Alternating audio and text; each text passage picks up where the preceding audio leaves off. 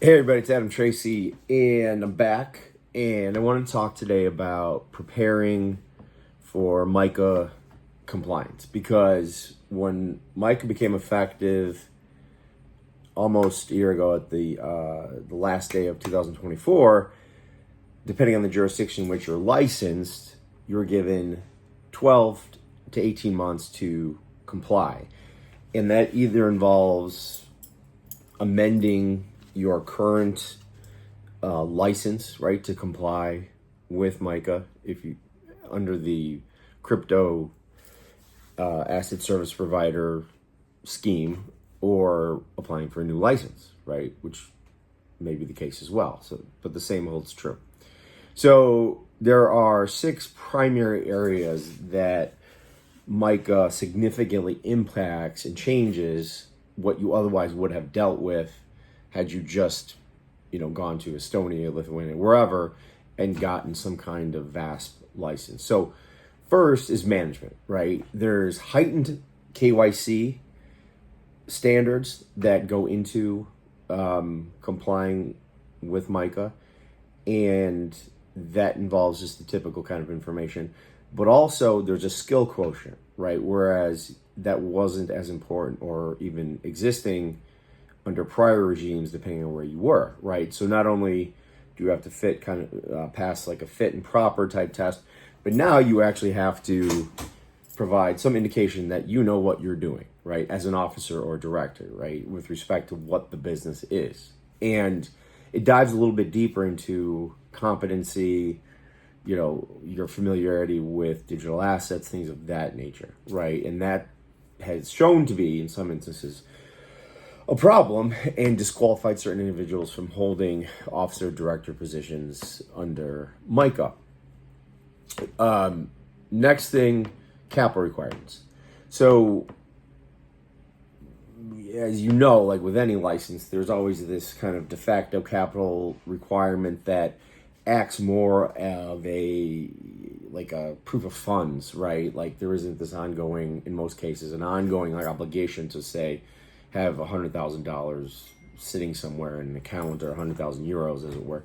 But here, the change actually inures to your paid in capital, right? The amount of money used to capitalize the company. So the minimum capitalization now exists where it didn't always exist, and it's tiered. So for a basic, non-exchange crypto operator, right? Think of like,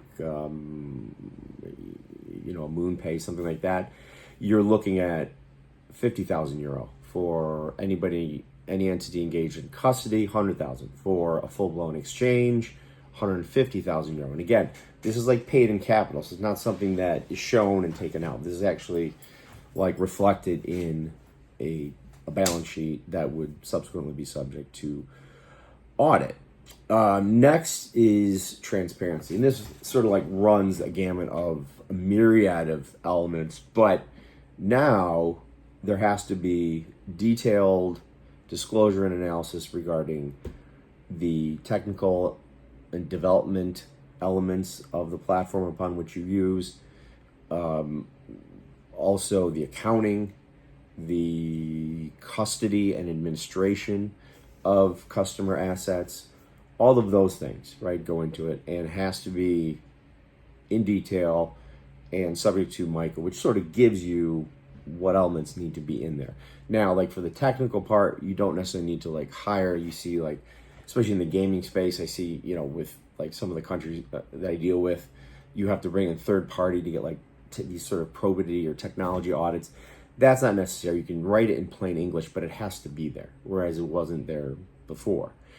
Fourth, there's a greater emphasis on like operational policies and procedures. Whereas like before, when I would do these, I would sort of provide them to a client, and that was more for them to put on the website and prospectively use.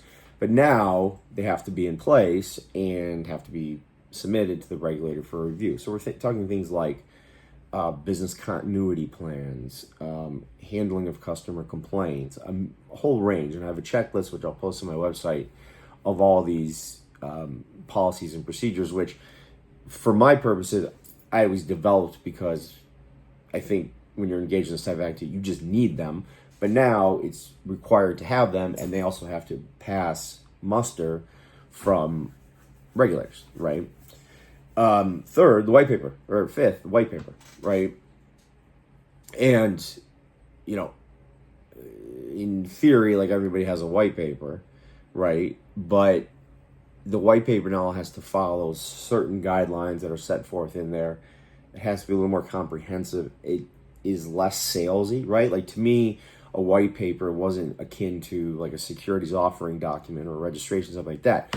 It was really a sales document, right? I mean, yes, there was some factual information that was pertinent, but the whole point of doing it was really to sell, right? Either the service or the token that you were dealing with, right? So now we have to like re-engineer, reimagine those white papers to conform. And then finally is this program of operations, which is a fancy word for a business plan. And like, as I've mentioned here a million times, business plans are fucking stupid. I mean, it's just like the dumbest thing in the world, right? Like no entrepreneur that I know wakes up in the morning and goes, gee, I don't know what to do. Let me look at my business plan.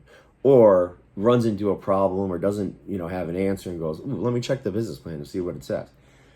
Irrespective of the fact, now, much like getting a banking license in certain places, there is a promulgated structure for writing this program of operations, which is in fact just a fancy way of saying we want a business plan, which you kind of had to do before for really any jurisdiction in the EU, but now it's a little more comprehensive, a little more involved, and a bigger waste of time, in my opinion.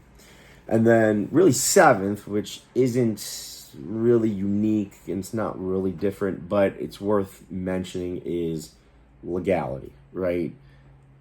In addition to all the aforementioned points, right? And this is just like getting ready to either apply for MiCA or convert, if you will, from a VASP to a CASP, is legality, right? And this is always something that I've said would be wise to have, but you need like legal opinions, or it's at least advisable to have legal opinions that determine or confirm your belief that the intended activity in which you seek to engage, which can be many things, is in fact legal, right?